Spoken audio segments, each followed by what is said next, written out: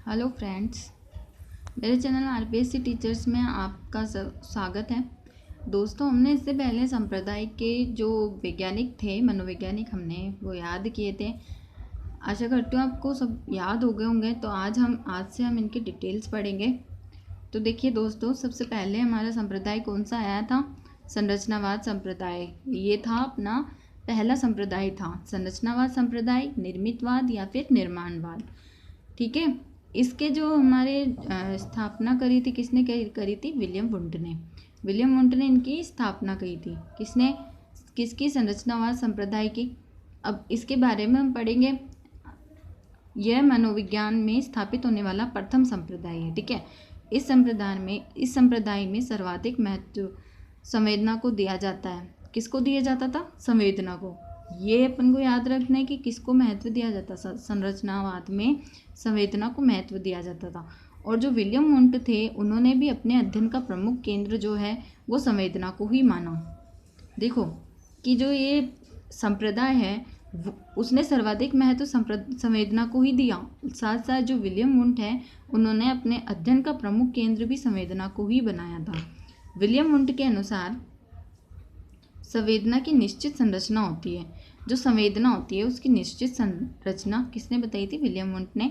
जो इंद्रियों द्वारा निर्मित होती है, अर्थात संवेदना का निर्माण ज्ञानेंद्रियों से होता है। उन्होंने बताया कि जो संवेदना है वो ज्ञानेंद्रियों से निर्मित होती है।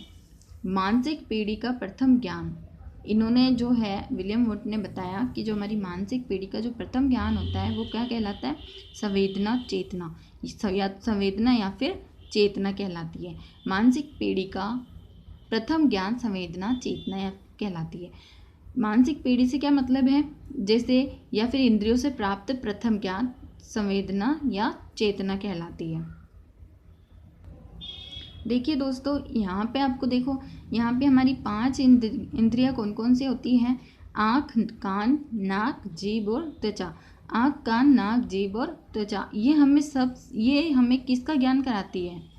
ठीक है ना। ये जो 5 ज्ञानेंद्रियां हैं, हमें सबसे पहले कुछ ज्ञान करवाती है। हमारे शरीर को, हमारी मानसिक स्थिति को क्या कुछ ज्ञान देती है।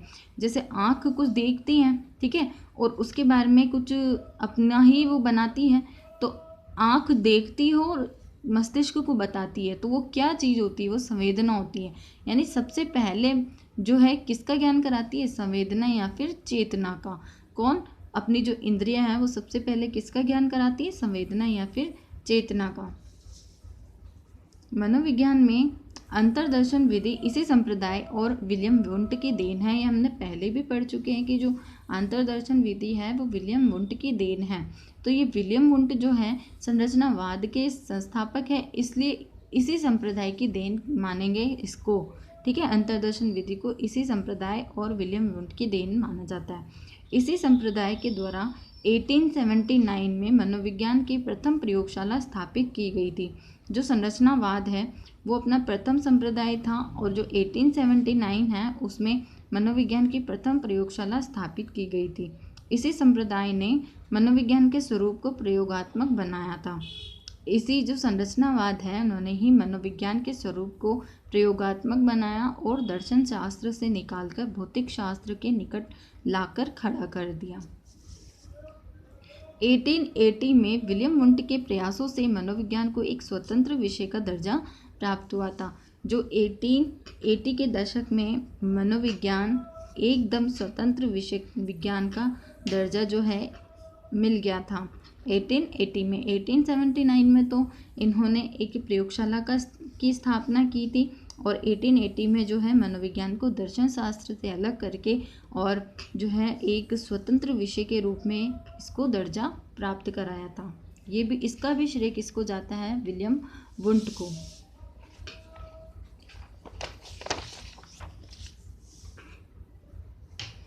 नेक्स्ट आता है हमारा प्रकार्यवाद संप्रदाय।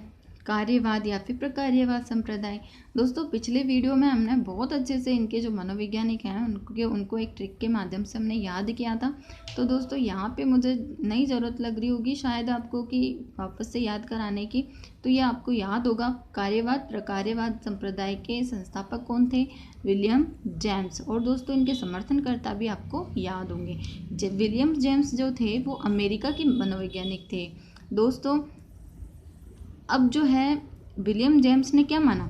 विलियम जेम्स ने भी इन इंद्रियों को लिया, ठीक है, आँख, कान, नाक, जीभ और त्वचा, इनको लिया, ठीक है। और अब इन्होंने कहा कि जो ये हैं, इन्होंने जो भी ज्ञान देती है वो सब मानसिक स्थिति को जो ज्ञान प्रदान करती है वो क्या कहलाती है? संवेदना कहलाती है, ठीक है। इन्होंने भी यही माना कि संवेदना तो कहलाती है, लेकिन जो संवेदना है इसके आगे इन्होंने कार्य किया। संवेदना के आगे इन्होंने क्या कार्य किया कि ना संवेदना का जो कार्य है वो क्या है? प्रत्यक्षीकरण है। क्या है?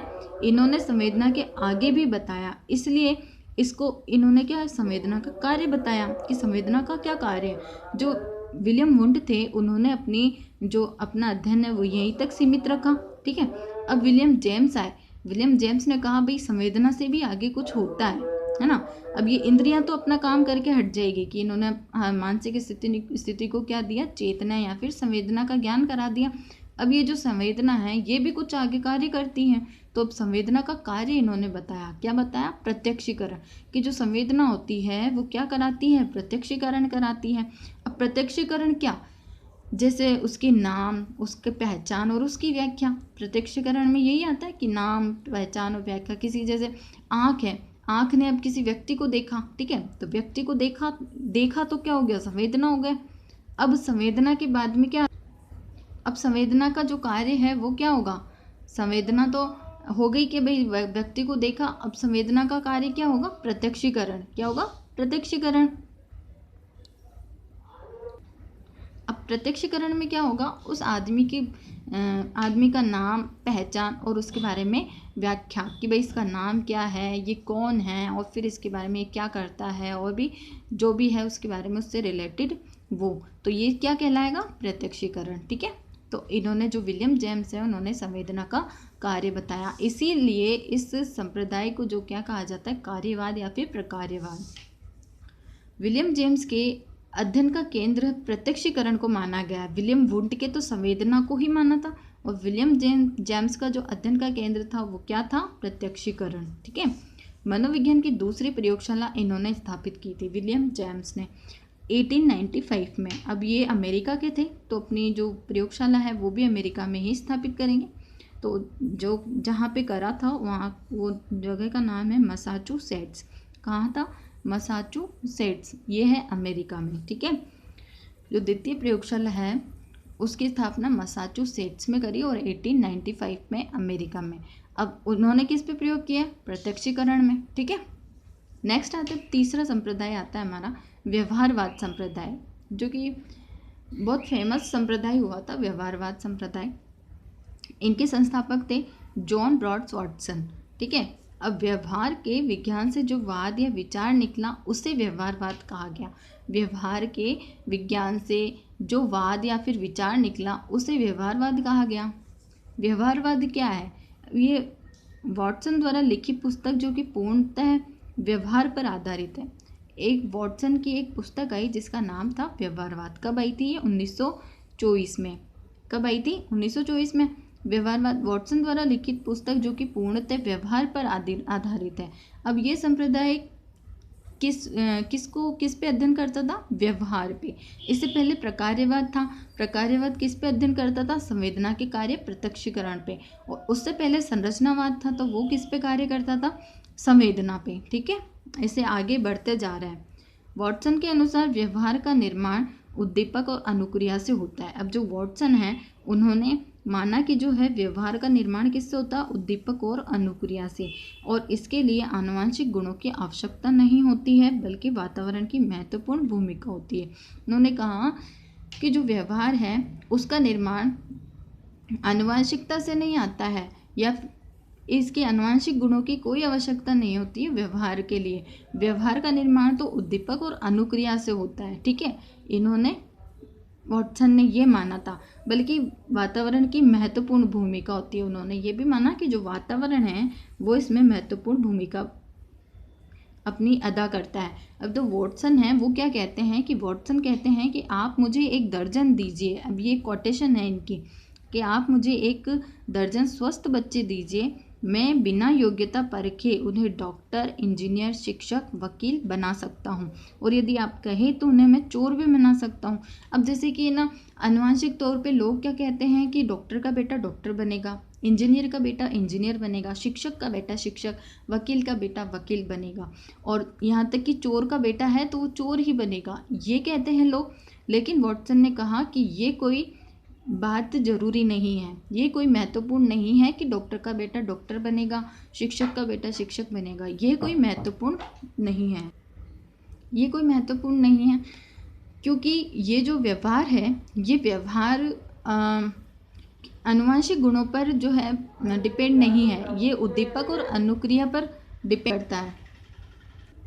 इसलिए उन्होंने कहा कि आप मुझे एक दर्जन स्वस्थ शिशु दीजिए, मैं बिना योग्यता परखे उन्हें डॉक्टर, इंजीनियर, शिक्षक, वकील बना सकता हूँ। या क्योंकि जो व्यवहार है वो किस पे डिपेंड माना था इन्होंने, वातावरण पे, ये कोई आनुवंशिक नहीं है। और यहाँ तक कि आप मुझे कोई भी एक स्वस्थ बच्चा दीजिए, मैं उसे चोर भी बना सकता हूँ, उनको वैसा ही वातावरण दूंगा जिससे या तो वो डॉक्टर बनेंगे, या तो इंजीनियर, या फिर शिक्षक, या फिर वकील, और या फिर मैं उससे चोर भी बना सकता हूँ। ऐसा ही वातावरण वो क्या करेगा, क्रिएट करेगा, जिससे इन बच्चों को की बिना योग्यता परखे इनको ये सब बना सकता है। अर्थात ये नहीं आप मुझे शिशु दे, मैं उन्हें कुछ भी बना सकता हूँ। ये कोटेशन हमारे किसकी थी, वॉटसन की थी, ये वॉटसन ने ही कहा था भाई। ठीक है दोस्तों, तो आज हमने कितने संप्रदाय पढ़ लिए, हमने 3 संप्रदाय पढ़ लिए हैं। इसके आगे हम नेक्स्ट वीडियो में पढ़ेंगे। Thank you.